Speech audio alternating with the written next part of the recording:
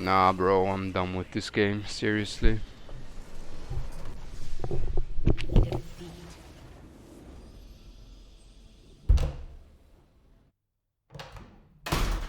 A few moments later. Father, mother, zealous, Oma. Why is it so hard to quit League of Legends? Is the game really that good? Wow! Wow! League of Legends! Wow! Oof, never mind. But again, why can't you quit League of Legends? The reason for that is simple, really. League of Legends isn't based on fun, but emotions and addiction. And one of the reasons why League of Legends is so addictive is the MOBA genre itself. With over 160 champions to choose from, there are endless possibilities, making the game extremely versatile, which reduces the risk of a player getting bored. Having multiple random factors deciding the outcome of a match, such as your teammates, the pick order, the chosen champions, and even if one gets his main role or not, can be extremely frustrating. This may suck for you as a player, but for the company it's a good thing. Well, how can it be a good thing to have no chance of winning certain matches, Ronaldo? That's just frustrating. Exactly, it's frustrating. It gets you emotionally invested into the game, and that's exactly what you should be. Because let's be honest here, if you just win all the time, it will get boring. Which is why it's good for Riot Games to have you lose games that you should win, cause this will make a win feel oh so much more valuable. This fact also gets validated by a study from EA Games that has revealed that a skill-based matchmaking is less engaging than a system that predetermines when you should win and when you should lose. Meaning if the wins and losses of a player follow a certain pattern, the chances of them quitting the game are lower than if it would be just random. While Riot has denied the existence of such a matchmaking being implemented into their games, many of League's best players on the leaderboard are certain that such system exists in the form of a so-called losers queue in which Riot Games purposefully gives you worse teammates or ones that get filled off-roll to make you lose. So not only does the average Joe, who needs an excuse for not making it out of silver, believe in a corrupted matchmaking, but also the best players in the world. You know what's funny? They're like, losers queue doesn't exist, and then you see this shit. And he's in my team, and I'm also on the losing streak. This guy's probably on a losing streak as well. I mean, he lost last game. Oh yeah, see? What the fuck?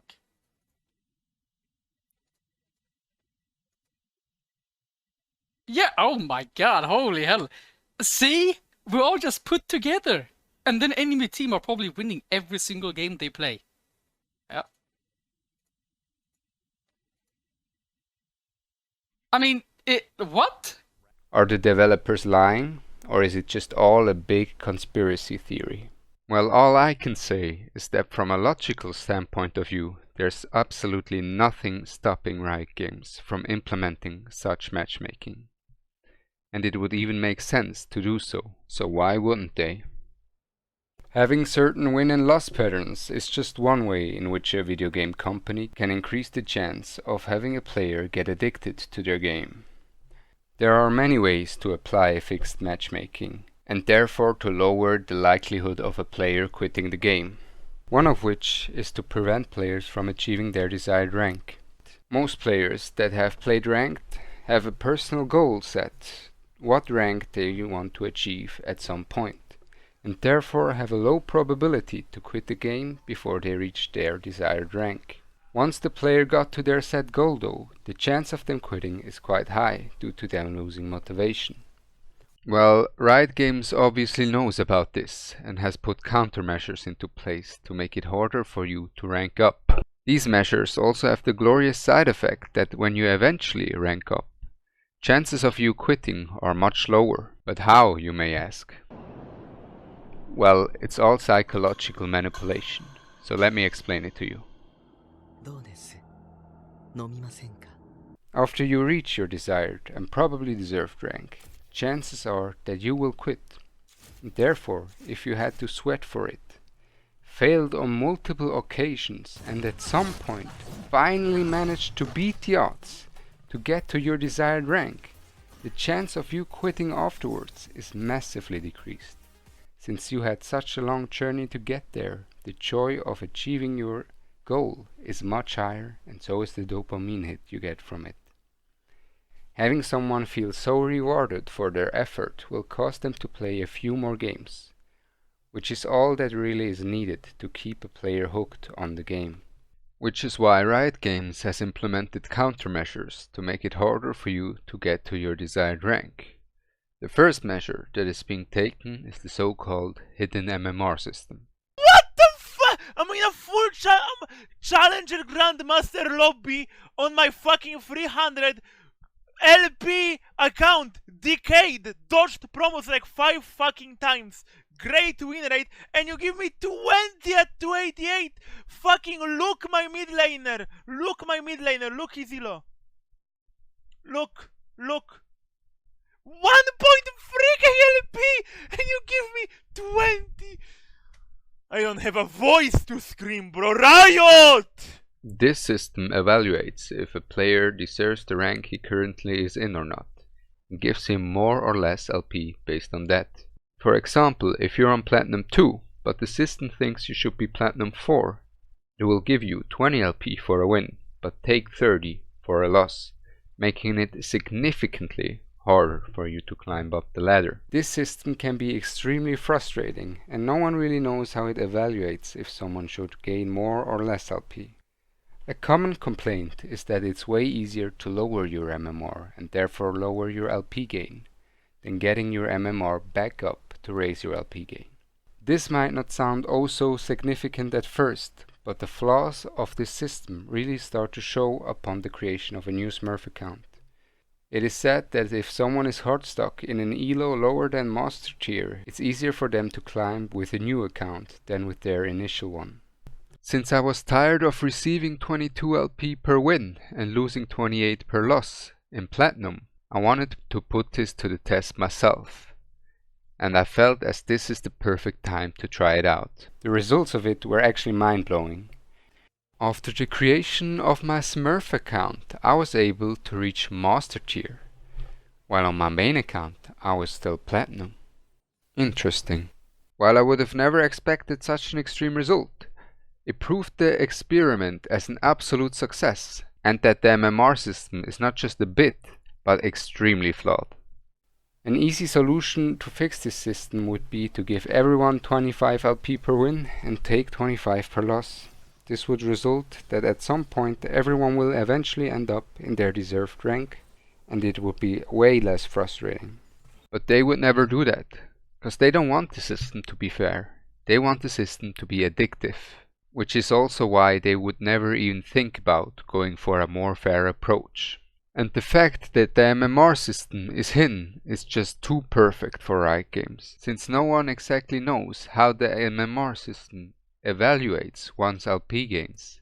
No one can accuse them of fraud. Another way to decrease the pace in which a player is going to rank up is to put him into the so-called earlier mentioned losers queue as soon as they come closer to their rank up.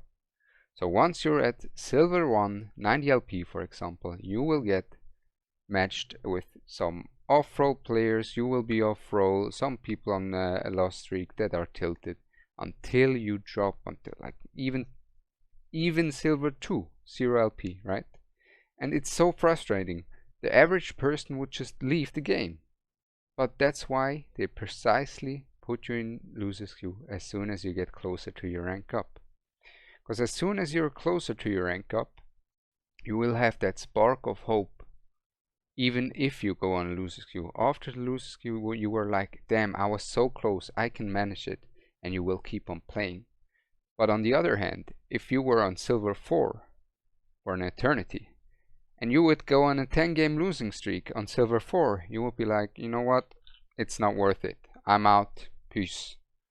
So that's why they precisely put you into losers queue once you're closer to rank up. For this, there are in-depth threads about it that you can take some research. Me personally, I also had the same experience as well. In Season 13, the first part of the split, I went for Master Tier promos 8 times. And in each single time of my Master Tier promos, I got filled at least once to my second role. While on average, I got filled once per 20 games. Yet Riot Games keeps on insisting they didn't manipulate the system. They are saints, ladies and gentlemen. So who should we really believe? The saints of Riot Games?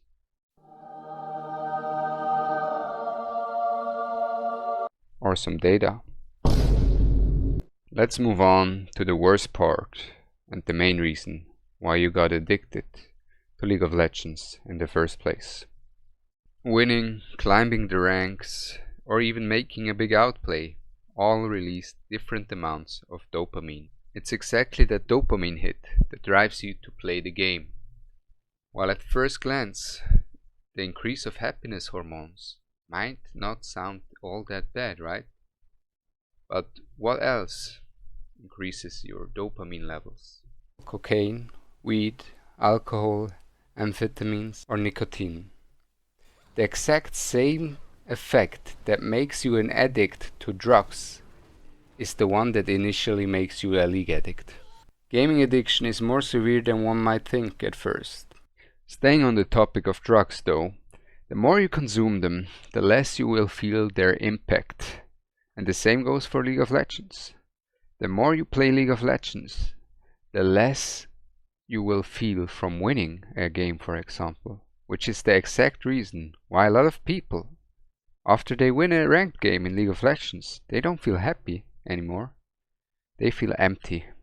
And once it came already that far, it's already too late, because your body is used to the higher dopamine levels. And so it will crave for it when you're not getting them. An experience with a mouse actually proves the earlier point made about delaying someone's rank up and delaying their satisfaction from ranking up, which increases their dopamine levels. Because that experiment was made with a mouse that had two options. The mouse always had two options. Option 1 was to get an instant reward, a small one. Option 2, the mouse waited for a bigger reward. And when the mouse got the bigger reward, its dopamine levels increased significantly, which is the same reason why they will delay your rank up. And even if you, as a player, manage to beat all odds and escape the game, chances are that eventually you will come back.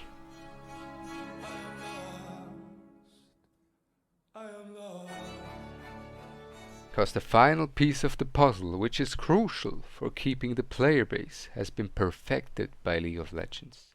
And that is its omnipresence, due to clever marketing. One key marketing factor is its pro play. Not only does it inspire young players to try their best and dream of becoming a pro player themselves, but it also puts a lot of spotlight onto the game. There is just something about League of Legends pro play and its tournaments. Because if you watch it, you get inspired and be like, you know what? Let's hop on the game for 1 or 2 matches, which is already enough to get you back into the game. Other marketing strategies consist of making songs with stars such as Lil Nas X, or even create a Netflix series such as Arcane.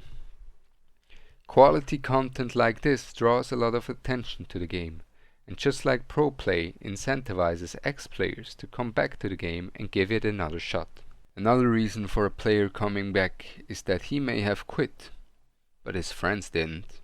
Lastly, League is a sport, a community, and even if you might get bullied, behind the keyboard everyone's the same. Race, sexuality, gender, all does not matter behind the keyboard, which makes League a good way to distract yourself. All these things lead to League of Legends being omnipresent and making it not a question of if you come back to the game, but when you come back. So there you have it, everyone. This is how Riot Games keeps its player base. Not by the game specifically being enjoyable, but more so by it being addictive through psychological tricks and manipulation. And the sad part is, it's working.